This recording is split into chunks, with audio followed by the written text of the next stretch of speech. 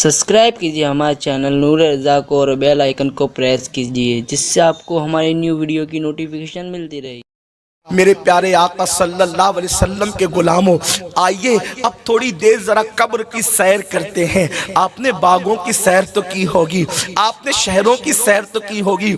आओ जरा तसव्वुर की दुनिया में हम थोड़ा कब्रों की सैर कर लेते हैं। ये कब्रें क्या है? अल्लाह अल्लाह, ये कब्रें वो हैं जहाँ रिश्तेदारियाँ नहीं देखी जाती, जहाँ इंसान के चेहरे नहीं देखे जाते, जहाँ इंसान की खूबसूरतियाँ नहीं देखी जाती, जहाँ इंसान के हुस्न नहीं देखे जाते। अल्लाह अकबर, कब्र में तो छोटी छोटी बातों पर भी अजाब दिया जाता है। बेशुमार ऐसी कब्रों का जिक्र अहादीस में मिलता है। किसी कब्र पर, कब्र वाले पर सिर्फ इसलिए अजाब हो रहा था कि वो पेशाब के छींटे से नहीं बचता था।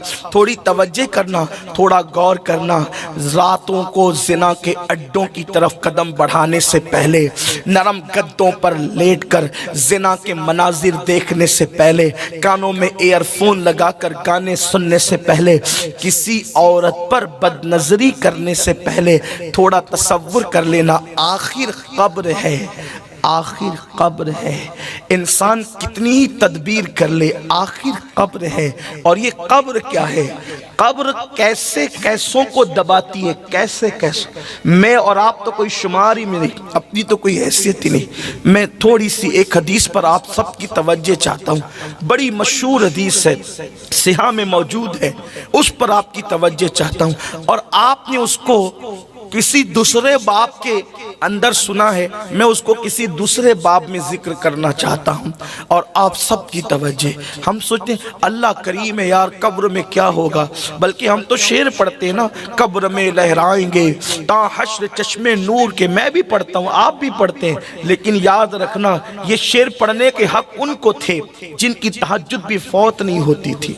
ये शेर पढ़ने के हक उनको थे जिन्होंने जाने तो दे दी मगर सुन्नतों के खिलाफ अमल नहीं किया। ये शेर पढ़ने के हक उनको थे, अल्लाह अकबर, जिनकी निगाहें कभी नहीं उठी। जानते हैं जिस इमाम ने ये शेर कहा है ना, कब्र में लहराएंगे ता हश्र चश्मे नूर के, जलवा फरमा होगी जब तलअत रसूलुल्लाह की। उस इमाम के तकवे का हाल ये था कि खुद के शहर का बाग उन्होंने सारी जिंदगी नहीं देखा। एक मर्तबा जबलपुर से वापस होते हुए अपने घर जा रहे थे, स्टेशन पर उतर कर घर जा रहे थे, तो अचानक नजर पड़ गई। तो मौलाना ईदुल इस्लाम अब्दुल सलाम से खत में जिक्र करते हैं, चलते चलते बरेली के बाग पे नजर पड़ गई। जिसने कभी बाग को भी कसदन नहीं देखा, उनको हक था ये शेर पढ़ने का। जो हीरो हीरोइन को नंगा नाचते देखे, उन्हें क्या हक है ये शेर पढ़ने? आप मुझे बताएं। आज अपने अमाल पर नजर करें, अपने अमाल पर नजर करें, और उसके बाद फिर अपनी बड़ी बड़ी बातों को देखें। आज मेरा जवान अल्लाह वालों से सुनी हुई बातों को अपनी जबान से दोहराता है। यार हम जन्नत में नहीं जाएंगे तो कौन जाएगा? जन्नत तो अपने बाप की है। ऐसा लगता है जैसे बाप से खरीदवा करके बुक करा रखा है। जिसको ये हक था कि जन्नत मेरे बाप के कहने का, वो सैयदा तैयबा ताहिरा मखदूमा कायनात सैयदा फातिमा ज़हरा अपने मुसल्ले पर रोया करती थी अल्लाह की खशियत से। और यहाँ कुछ भी जिंदगी में नहीं, ना अल्लाह के लिए रोना, ना अल्लाह के लिए अमल करना। मस्जिदें वीरान कर दी, हम जन्नत में नहीं जाएंगे तो कौन जाएगा? माँ बाप को दुख दे रहे, हम जन्नत में नहीं जाएंगे तो कौन जाएगा? सूद के लुक़मे खा रहे, हम जन्नत में नहीं जाएंगे तो कौन जाएगा? वो सूद जिसके मुतालिक अल्लाह के रसूल सल्लल्लाहु अलैहि वसल्लम फरमाते हैं, जिसने सूद का एक लुक़मा खाया गोया उसने अपनी माँ के साथ 36 मर्तबा ज़िना किया। एक लुक़मा सूद का, घुमा फिरा कर सूद के धंधे चल रहे हैं। मौलाना को कन्विंस किया जाता है, नहीं मौलाना इसका रास्ता ऐसा नहीं ऐसा है। कुदरत ने जिन रास्तों को बंद कर दिया है, दुनिया का कोई इंसान अब उस रास्ते को खोल नहीं सकता, और जो खोलने की कोशिश करे वो सिरात मुस्तकीम पर रह नहीं सकता। अल्लाह रब्बुल इज्जत का ऐलान है, जो सूद का कारोबार करेगा मैं उसके साथ ऐलान जंग करता हूं। سود کے دھندے کرنے والوں، محلے کے پہلوان سے لڑنے کی اوقات نہیں ہے۔ اللہ نے ان کے خلاف جنگ کا اعلان کیا ہے جو سودی کاروبار کرتے ہیں۔ بتاؤ، اللہ جس سے جنگ کا اعلان کرے، کوئی اللہ سے مقابلہ کرنے کی طاقت رکھتا ہے؟ کوئی اللہ سے معاذ اللہ مقابلہ کرنے کی ہمت کر سکتا ہے؟ واللہ تاللہ باللہ کبھی نہیں۔ اللہ کے مقابلے پر کوئی کیا ہے، کسی کی اوقات کیا؟ کسی نے خدا ہونے کا دعویٰ کیا، اللہ نے لنگڑے مچھر سے اس کو ہلاک کر دیا۔ نہیں دیکھتے فرعون کا انجام کہ اس کو اللہ نے دریا میں غرق کر دیا؟ نہیں دیکھتے وقت و نصر کا انجام کہ اللہ اکبر قدرت نے اسے کیسے ہلاک کیا؟ نہیں دیکھتے شداد کا انجام کہ اللہ اکبر خود کی بنائی ہوئی جنت میں قدم نہ رکھ سکا؟ اس لیے قدرت کو چیلنج مت کرو، دنیا چند دن کی ہے، اس چند دن کی دنیا کے چکر میں اللہ کو ناراض مت کرو۔ حلال کمانے والے اپنا مال قبر میں نہیں لے گئے، حرام کما کر ہم کیا اپنا مال قبر میں لے جائیں گے؟ جھوٹ بول کر کاروبار مت کرو، دھوکہ دے کر کاروبار سب دنیا میں رہے گا۔ بال بچے ہوج موج کریں گے، وارثین موج مستی کریں گے۔ اب تو لوگ اتنے بے وفا ہیں، مردہ باپ کی قبر پر جوان بیٹا فاتحہ پڑھنے بھی نہیں آتا۔ ارے قبر پر آ کر فاتحہ پڑھنا تو دور کی بات ہے، بیٹا تو باپ کے لیے مغفرت کی دعا بھی نہیں کرتا۔ اب تو لوگ فاتحہ کے لیے بھی ترس رہے ہیں، لوگ دوسروں کا بھلا چاہ رہے ہیں۔ کوئی کہتا ہے انسان خود غرض ہو گیا، میں کہتا اللہ کرے انسان خود غرض ہو جائے۔ اگر انسان خود غرض ہو جاتا تو کم از کم بچوں کے لیے حرام دولت کما کر کے اپنی آخرت خراب نہ کرتا۔ انسان خود غرض ہو جاتا تو نماز کے وقت دکان پہ بیٹھ کر اپنے گھر والوں کے بھلے کے چکر میں اپنا برا نہ کرتا۔ ہاں کچھ نہیں لے جانا ہے دنیا سے۔ قرآن کہتا ہے لا تنس نصیبک من الدنیا، دنیا سے اپنے نصیب کا مت بھولو، سوائے کفن کے دنیا سے کچھ نہیں لے جاؤ گے۔ آخر قبر ہے، اپنے ہاتھوں سے درجنوں میتوں کو دفن کرنے والوں، کبھی یہ نہیں سوچا آج میں کسی کو اس قبر میں ڈال رہا ہوں، کل کوئی مجھے بھی ڈالے گا۔ کتنی دولت اکٹھا کر لو، ہر کپڑے اپنی پسند کے خریدے تھے، کتنے قیمتی خریدے تھے، 4 6 دکانوں میں کپڑے ہمیں پسند نہیں آتے تھے، لیکن جو آخری کپڑا پہنایا جائے گا وہ خود کی پسند کا بھی نہیں ہوگا، اس میں کوئی جیب نہیں ہوگی، وہ سلا ہوا نہیں ہوگا، لپیٹ دیے جائیں گے کفن میں۔ عمل اچھے ہیں تو ٹھیک ہے، ورنہ وہ کفن بھی آگ بنے گا، اس کفن کو بھی آگ کی شکل دے دی جائے گی، اوپر مٹی، نیچے مٹی، دائیں مٹی، آگے مٹی، پیچھے مٹی۔ کن کے لیے؟ جنہوں نے خدا کو راضی نہیں کیا، اور جنہوں نے راضی کیا آپ تو سن چکے، ان کے لیے تو جنت کا بستر ہے۔ ہائے اپنا ہوگا کیا؟ قرآن کہتا مِنْهَا خَلَقْنَاكُمْ، اسی مٹی سے پیدا کیا، مٹی سے پیدا ہوئے ہیں۔ مت غرور کرو اپنی جوانی پر، مت غرور کرو اپنی دولت پر، مت گھمنڈ کرو اپنے علم پر، مت گھمنڈ کرو اپنے خوبصورت چہروں پر۔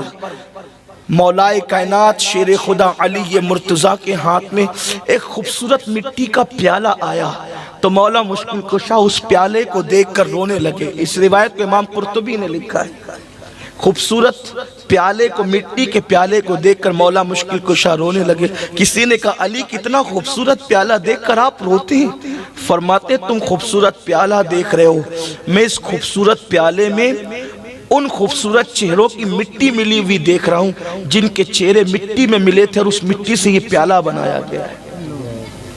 کسی صوفی بزرگ نے فرمایا تھا کہ زمین سے خوبصورت پھول یوں ہی تھوڑی کھلتے ہیں، زمین سے خوبصورت پھول یوں ہی تھوڑی کھلتے ہیں، کتنے گلاب سے چہرے زمین میں ملتے ہیں تب کہیں جا کر خوبصورت پھول کھلتے ہیں۔ اسی لیے تو خوبصورتی کو دیکھ کر لوگ مسکراتے ہیں۔ یہ بلبل پاگل ہوا ہے کہ یہ پھولوں کو دیکھ کے روتا ہے؟ یہ پھول دیکھ کر کیوں روتا ہے؟ ہم پھول کا حسن دیکھتے ہیں، بلبل پھول میں ان خوبصورت چہروں کی مٹی دیکھتا ہے جو اس مٹی میں مل کر کے پھولوں کو جنم دیتے ہیں۔ سوچو تو صحیح اپنی مٹی کا حال کیا ہوگا۔ اپنی دنیا کی فکر کرنے والوں، اپنی قبر کا اسی مٹی سے پیدا کیے گئے، اکڑ کر زمین پہ چل رہے ہیں، دولت پہ اترا رہے ہیں، کسی کو کچھ نہیں سمجھ رہے ہیں، اللہ کو بھول چکے ہیں، رسول اللہ کے قانون کو پیٹ کے پیچھے ڈال چکے، داڑیاں مڈا کر گٹروں میں پھینک رہے ہیں۔ آج کل لڑکیوں کا حسن ہی سب کچھ ہو گیا، گانے بازی سب کچھ ہو گئے، مسجد سے دین سے دوری سب کچھ ہو گئی۔ یاد رکھنا منا خلقناکم، امام غزالی رحمت اللہ علیہ لکھتے ہیں، میرے استاد نے دیکھا ایک جوان بہت تکبر سے گھمنڈ سے زمین پہ اترا کے چل رہا تھا۔ آج کل کے لڑکے بڑے گھمنڈی طور پہ چلتے، ایئرپورٹ پہ دیکھیں، اسٹیشن پہ دیکھیں، وہ کچھ اگر ان کے بازو تھوڑے سے موٹے ہو جائیں نا، مسل ان کے اگر پھول جائیں تو اس پر پتیاں پھول خدا جانے کیا کیا بناتے، اس پر بھی اور پھر کمر پر بھی۔ اب تو کمر بھی کھول کے چل رہے ہیں کہ دیکھیں کہ میں کتنا خوبصورت ہوں۔ اس دور میں کوئی بیل بوٹا تو نہیں تھا، لیکن وہ اپنے مسل پر بازو پر جو ہے اور اپنے موٹے جسم پر اترا کے چل رہا تھا۔ امام غزالی کہتے ہیں میرے استاد نے کہا بیٹے اکڑ کر مت چل، اکڑ کر چلنا زیب نہیں دے، تکبر صرف اللہ کی شان ہے، بندے کے لیے اس کی اجازت نہیں ہے۔ لیکن وہ جوانی کیا جو بات سن لے، جوان تو اپنے آپ کو دل ہوشیار سمجھتے ہیں نا، پلٹ کر کہا آپ نہیں جانتے میں کون ہوں، اپنی اصلاح کرنے کی بجائے کہتا ہے آپ نہیں جانتے میں کون ہوں۔ وہ امام غزالی کے بھی استاد تھے، پلٹ کر کہا بیٹے اچھی طرح جانتا ہوں تو کون ہے، بہت اچھی طرح جانتا ہوں تو کہا بتائے میں کون ہوں۔ فرمایا سن، تیری ابتدا منی کا ناپاک قطرہ ہے، نطفہ ہے تیری ابتدا، اور تیری انتہا قبر کی سڑی ہوئی مٹی ہے، یہی تیری حقیقت ہے۔ جو ناپاک قطرے سے پیدا ہوا ہو اور قبر میں بدبودار مٹی بن جائے، اسے اکڑ کر چلنے کا حق کیا ہے؟ اگر خدا کو راضی نہ کر سکے تو کتے کی مٹی میں اور انسان کی مٹی میں فرق کیا ہے؟ انسان اگر خدا کو راضی نہ کر سکا تو جانور سے بہتر نہ ہو سکا، اور اگر خدا کو راضی کر لے تو اللہ اسے فرشتے سے بہتر مرتبہ عطا کر دیتا۔ اس کی رضا کی بات ہے، اگر گھٹے تو فقط مشت خاک ہے انسان۔ انسان کی حقیقت کیا ہے؟ اگر گھٹے تو فقط مشت خاک ہے انسان، اور اگر بڑھے تو اس عطے کونین میں سما نہ سکے۔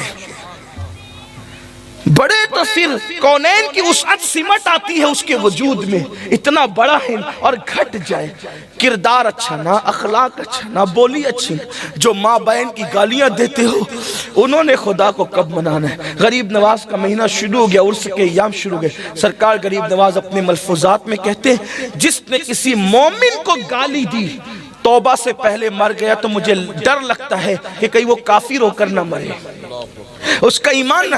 کتنی مومنوں کو تو اپنی جگہ ہے، خود کی بیوی کو لوگ گالی دیتے ہیں، ماں بہن کی گالیاں بیوی، اور اسی کو مردانگی سمجھتے ہیں۔ مردانگی گالی دینے کا نہ، وہ بزدل ہے جو بیوی کو گالی دیتا ہے، وہ بزدل ہے جو بیوی کو مارتا ہے۔ مردانگی کس سے کہتے ہیں پتہ ہے؟ جانے مردانگی کی طرف دیکھو، ام المومنین حضرت عائشہ صدیقہ فرماتی ہیں کہ میرے نبی نے اپنی بیویوں میں کبھی کسی بیوی کو ڈانٹا تک نہیں، کسی کو نہیں ڈانٹا، بلکہ الٹ ہم یہ کرتے تھے، خود ہی لڑتے تھے، ناراض ہو کے بیٹھ جاتے تھے، حضور ہمیں منانے کے لیے تشریف لایا کرتے تھے۔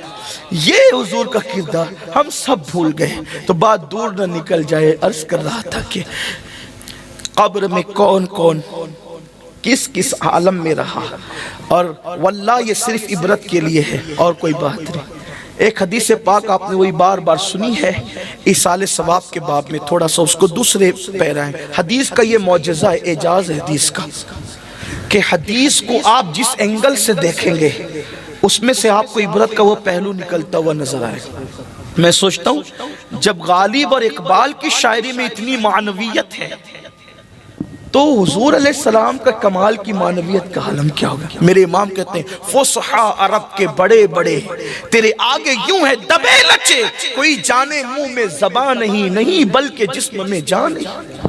غافل ہو کر بیٹھے ہیں، غیبت کر رہے ہیں، چگلیاں کر رہے ہیں، حرام کھا رہے ہیں، ریاکاری کے طور پہ نمازیں پڑھ، لوگ پہلے تو پڑھتے نہیں، پڑھتے تو دکھاوے کے لیے پڑھتے، اللہ ماشاءاللہ، غسل بھی صحیح نہیں ہے، وضو بھی صحیح نہیں ہے، وہ حدیث پاک سن لے جس کو بطور مفہوم عرض کر رہا ہوں. ایک صحابی ہے، ان کا نام حضرت سعد ہے. ایک صحابی رسول، ان کا نام سعد ہے، سعد. اور وہ سعد ایسے صحابی ہیں جن کو اللہ کے رسول صلی اللہ علیہ وآلہ وسلم نے سید الانصار کا لقب عطا فرمایا. یہ کسی اسٹیج کے ناظم کا دیا ہوا لقب نہیں ہے کس کو بھی کچھ بھی بنا دے، نہیں، سید الانصار اللہ کے رسول ان کو لقب دے رہے ہیں، یعنی انصار کا سردار، سید الانصار. ان کو خوش نصیب صحابی تھے، ان کا وصال اللہ کے رسول علیہ السلام کی ظاہری حیات میں ہو گیا. جب ان کے انتقال کی خبر آئی اللہ کے رسول صلی اللہ علیہ وآلہ وسلم کے پاس، تو اللہ کے حبیب علیہ السلام نے صحابہ کو فرمایا کہ اے میرے صحابہ، جس سعد کی میت کی انتقال کی خبر تم لے کر کے آئے ہو، تھوڑی دیر پہلے جبریل نے مجھے بتایا کہ جب ان کی روح لے کر، ایک توجہ پہ توجہ کرنا، جب ان کی روح لے کر فرشتے بڑھے تو ان کی روح کو دیکھ کر عرش جھومنے لگا خوشی سے. عرش پر دھومیں مچے، وہ مومن صالح ملا. عرش پر دھومیں مچے، وہ مومن صالح ملا. فرش پر ماتم رچے، وہ طیب و طاہر گیا. واسطہ پیارے کا ایسا ہو کہ جو سنی مرے، یوں نہ فرمائے تیرے شاہد کہ وہ فاجر گیا. بندہ ملنے کو قریب حضرت قادر گیا، لمعے باطن میں گمنے جلوے ظاہر گیا. ان کی روح کو دیکھ کے عرش خوشی سے جھوما. پہلی چیز صحابیت. صحابیت ہی وہ مقام اور مرتبہ ہے کہ ساری منقبتیں لفظ صحابیت کے سامنے ہیچ نظر آتی ہے. اتنا بڑا منصب ہے صحابیت کا، جس کو صحابی کہہ دیا اب ساری منقبتوں کی انتہا ہو گئی. یہ ہے درجہ صحابیت. اللہ اکبر. ابھی مولانا نعت پڑھ رہے تھے، سب کے ہاتھ اٹھ گئے. اللہ تیرے حبیب کا چہرہ دکھا دے خواب میں. لوگ نبی کو خواب میں دیکھنے ترستے ہیں. صحابہ وہ ہیں جنہوں نے خواب میں نہیں، حالت بیداری میں مصطفیٰ جان رحمت کا جلوہ دیکھا. حضور نے پیار سے ان کے نام لیے، حضور نے حضور کے پیچھے نمازیں پڑھی، حضور کے دسترخوان پہ انہوں نے کھانے کھائے، اللہ کے رسول کے ساتھ انہوں نے جنگوں میں شرکت کی. انہوں نے حضور کے تبسم کو دیکھا، حضور کے جلال کو دیکھا، حضور کے بیٹھنے کو دیکھا، حضور کے اٹھنے کو دیکھا. بڑی بات تو یہ ہے وہ ایسی آنکھ والے تھے، انہوں نے اللہ کے قرآن کو مصطفیٰ جان رحمت پہ نازل ہوتے ہوئے بھی دیکھا، قرآن اترتے دیکھا انہوں نے اپنی آنکھوں سے. یہ حضور کے صحابہ ہیں، یہ صحابہ کی عظمت ہے، یہ صحابہ کا مقام ہے. لیکن سنو غوث قطب ابدال کوئی بھی صحابی کے مرتبے کو نہیں پہنچ سکتے. تو پھر میں اور آپ تو کوئی شمار ہی نہیں. ٹھیک ہے، اتنا تو آپ سمجھ ہی گئے ہوں گے. جب غوث قطب ابدال نہیں پہنچ سکتے اس مرتبے پر، کون پہنچ سکتا ہے؟ وہ ہے شرف صحابیت. اور عام صحابہ کی یہ شان ہے کہ غوث قطب ابدال نہیں پہنچ سکتے، بلکہ وہ صحابی جس نے پوری زندگی ایک سجدے کا موقع جس کو نہیں ملا، کلمہ پڑھا جان چلی گئی، نہ الحمدللہ کا، نہ سبحان اللہ کا، نہ ماشاءاللہ کا، نہ نماز پڑھی، نہ روزہ رکھا، نہ حج کیا، نہ زکوٰۃ دی، کوئی نیکی کرنے کا موقع نہیں ملا. بس حضور کو دیکھا، کلمہ پڑھا، حضور کو دیکھا، اسی حالت میں انتقال ہو گیا. اب کوئی غوث قطب بھی اس صحابی کے درجے کو نہیں پہنچ سکا جس نے ایک مرتبہ دیکھا، ایک بار. جس مسلمان نے دیکھا انہیں ایک نظر، اس نظر کی بصارت پہ لاکھوں سر. یہی تو ہم اہل سنت کہتے ہیں. لوگ کہتے ہیں ہم نبی کی طرح، نبی ہماری طرح. ہم کہتے ہیں نادان جو ایک نظر نبی کو دیکھ لے حالت ایمان میں، کوئی اس کی طرح نہیں ہو سکتا. جس کا چہرہ دیکھ کر اتنا مقدس ہو گیا، انسان کے صحابی بن گیا. جب کوئی صحابی کی طرح نہیں ہو سکتا تو جس چہرے نے انسان کو صحابیت کا مقام عطا کیا ہے، اس چہرے والے کی طرح کوئی کیسے ہو سکتا ہے؟ نہیں، ظاہر میں ہم کہتے ہیں ظاہری کا نام تو چہرہ ہے، ورنہ باطن کا حال تو یہ ہے کہ اماں عائشہ صدیقہ بھی نہیں جانتی باطن کو، صدیق اکبر بھی نہیں جانتے، بلکہ خود فرمایا یا ابی بکرین لم یعرفنی حقیقتا غیر ربی، اے ابو بکر میری حقیقت کو میں رب کے سوا کوئی نہیں جانتا. اقبال کہتے ہزاروں جبرائیل الجھے ہوئے ہیں گرد منزل میں، نہ جانے کس بلندی پر ہے کاشانہ محمد کا. اس گرد راہ میں ابھی جبریل سفر کر رہے ہیں کہ کس بلندی پر کاشان محمد عربی ہے، روحی فدا صلی اللہ علیہ وآلہ۔ ابریز میں علامہ عبدالعزیز دباغ لکھتے ہیں کہ آج بھی کوئی پھول نہیں کھلتا جب تک اس پر مصطفیٰ کریم کی توجہ نہیں ہوتی، آج بھی کوئی دانہ نہیں اگتا جب تک کہ اس پر مصطفیٰ کریم کی توجہ، پتہ چلا گلستہ کھل رہے ہیں ان کی توجہ سے، انہی کی بو مایہ سمن ہے، انہی کا جلوہ چمن چمن ہے، انہی سے گلشن مہک رہے ہیں، انہی کی رنگت گلاب میں۔ سبحان اللہ۔ وہ بڑی شان والی ذات ہے جس کا چہرہ قدرت پیار سے تکتا ہو، اس چہرے والدعا کی شان کیا ہو، سبحان اللہ۔ جس کے مانگ نکالنے کی اداؤں پہ قسم اٹھائی جاتی ہو، اس رخ والدعا کی شان کیا ہو۔ سبحان اللہ۔ لوگوں کو کیا خبر، کسی مفکر نے کہا تھا کسی بھی شخصیت کو دیکھنے کے لیے شرط ہے، اگر کسی کو پہچاننا ہے اصل حالت میں پہچاننا ہے، شرط ہے نہ اس کو غرور سے دیکھو نہ اس کو دور سے دیکھو، دور سے دیکھو گے تو بھی سمجھ نہیں پاؤ گے، غرور سے دیکھو گے تو بھی سمجھ نہیں پاؤ گے۔ جنہوں نے غرور سے دیکھا ہم بشر ہیں وہ بھی بشر ہے، نہ سمجھ سکے، اور جنہوں نے دور سے دیکھا ابو جہل اور ابو لہب وہ بھی نہ سمجھ سکے۔ آپ کہیں گے وہ تو پڑوس میں رہتے تھے، یہی تو بات ہے، پڑوس میں رہ کر بھی کسی کی نظر دور ہو جاتی ہے اور یمن میں رہ کر بھی کوئی قریب سے دیکھتا ہے، یہ شرط ہے نگاہوں کے، نہ غرور سے دیکھو۔ اگر حقیقت انسان سمجھتا ہے یا جس کو دیکھ رہے اس کی شان سمجھتا ہے تو نہ غرور سے دیکھو نہ دور سے دیکھو۔ جنہوں نے غرور سے بھی نہیں دیکھا اور دور سے بھی نہیں دیکھا پھر وہ یہ کہنے پہ مجبور ہو گئے لا یمکن الثناء کنا کما کان حقہ بعد از خدا بزرگ توئی قصہ مختصر۔ جنہوں نے غرور سے دیکھا انہوں نے یہ کہا یہ تو ایلچی ہے، یہ تو ڈاکیہ ہے، اور یہ تو اللہ اور یہ فلاں ہے۔ جنہوں نے نہ دور سے دیکھا نہ غرور سے دیکھا وہ کہتے ہیں سرور کہوں کہ مالک و مولا کہوں تجھے، باغ خلیل کا گل زیبا کہوں تجھے، لیکن رضا نے ختم سخن اس پہ کر دیا، خالق کا بندہ خلق کا آقا کہوں تجھے۔ تو بات چلی تھی اور وہ دور سے نکل گئی۔ عرض یہ کرنا چاہتا ہوں کہ حضور علیہ السلام نے ان کو سید الانصار کا لقب دیا اور ان کے بارے میں کہا کہ ان کی روح کو دیکھ کر عرش جھوما۔ پھر سرکار نے کہا اس کا جنازہ تیار کرو، ہم خود اس کے جنازے میں شرکت کریں گے۔ اب بتائیں جس کے جنازے میں جان عبادت شرکت کرے، جس کے جنازے میں جان دعا شرکت کرے، جس کے جنازے میں جان ایمان شرکت کرے، ارے نام جنازے پہ پڑ جائے تو میت کی مغفرت ہو جاتی ہے۔ حضور جس جنازے میں آ جائیں اس جنازے کی شان کیا۔ تیسری فضیلت ان کی یہ، پہلی فضیلت تو صحابی، دوسری فضیلت کے سید الانصار کا لقب، تیسری فضیلت عرش ان کی روح کو دیکھ کے جھوما، چوتھی فضیلت یہ کہ ان کے جنازے میں آقا نے فرمایا 70,000 فرشتوں نے شرکت کی۔ اور محدثین اکثر لکھتے ہیں یہ 70,000 17,000 10,000 100 یہ جو الفاظ آتے ہیں اس میں یہ 1 2 4 5 گنتی کا نہیں ہوتا۔ اکثر محدثین کا یہ نظریہ ہے کہ جس میں 70 کہا جائے یا 100 کہا جائے یا 700 کہا جائے یا 10 کہا جائے تو اس میں کثرت دکھانا مقصد ہوتی ہے، گنتی بتانا مقصد نہیں ہوتی۔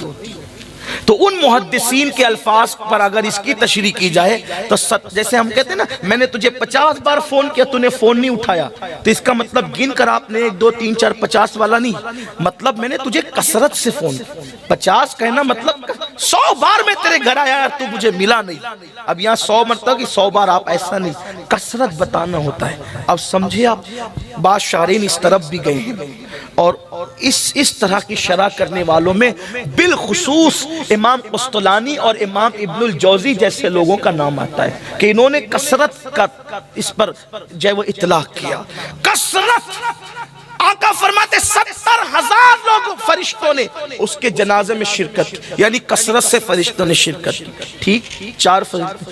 5ویں فضیلت یہ کہ حضور نے خود شرکت کی۔ واللہ فرشتوں کا جنازے میں آنا اتنی فضیلت نہ تھی جتنا حضور کا جنازے میں آنا فضیلت تھی، کیونکہ اب کسی اور کے جنازے میں بھی تو فرشتے آ سکتے ہیں لیکن یہ شان کہ حضور جس کے جنازے میں آئے۔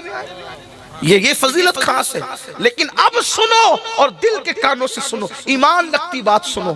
سنیو, بہت غافل ہو گئے, بہت غافل ہو گئے. نمازوں کا حال یہ ہے کہ جمعہ میں بھی خطبے کے ٹائم پہنچتے ہیں, اور غرور اور گھمنڈ کا حال یہ ہے کہ ہم جنت میں نہیں جائیں گے تو کون جائے.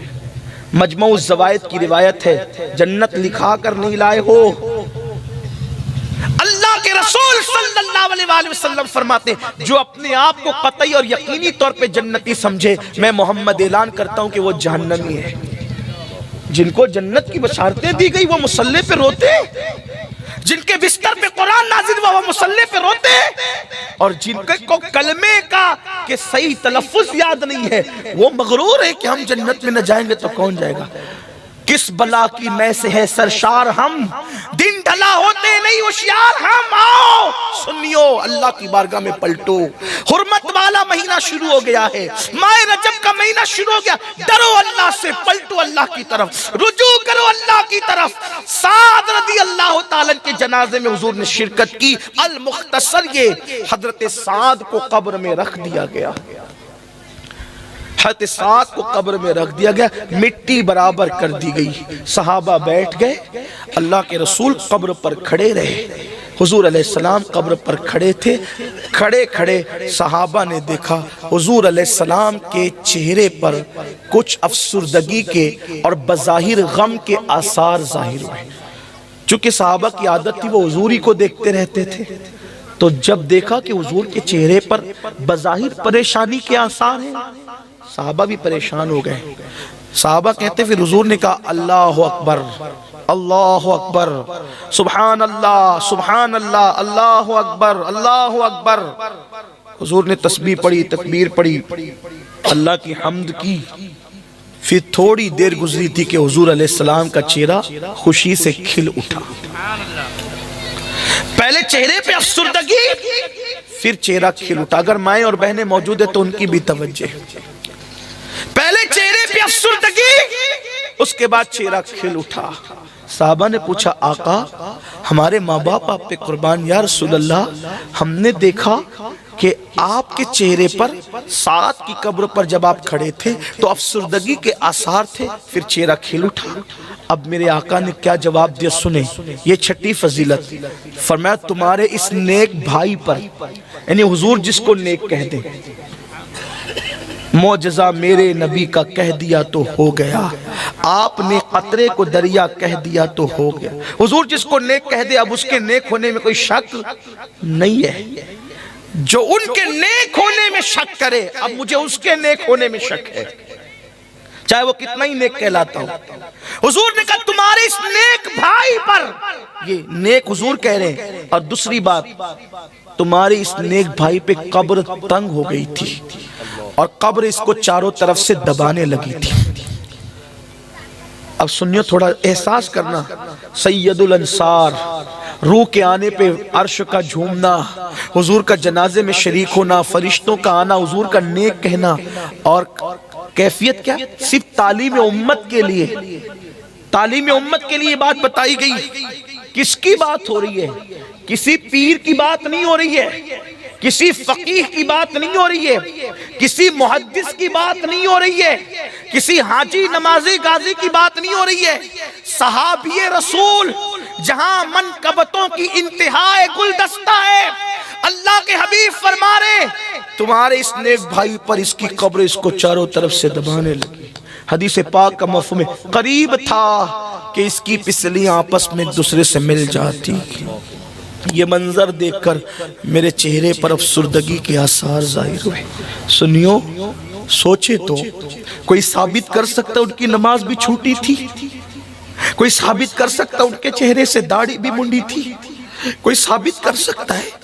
اللہ اللہ, جن آنکھوں کو خدا پیار سے تکتا ہے, خدا ان کو کس پیار سے دیکھتا ہے جو آنکھیں ہیں محو لقائے محمد. میری قوم کے جوانوں سوچو کس نیک ہستی کا ذکر ہو رہا ہے.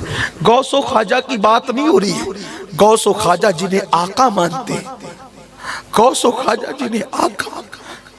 کتنی غفلت ہے, کس کا ذکر ہو رہا ہے؟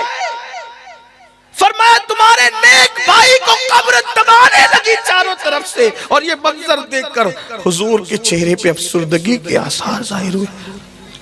آقا فرماتے میں نے اللہ کی تکبیر کر، اللہ اکبر اللہ اکبر اللہ اکبر، سبحان اللہ سبحان اللہ اللہ اکبر۔ حضور یہ منظر دیکھ کر پھر فرماتے میں نے تکبیر پڑھی، پھر اس کی قبر کشادہ ہوگی۔ ان کا مسئلہ تو حل ہو گیا۔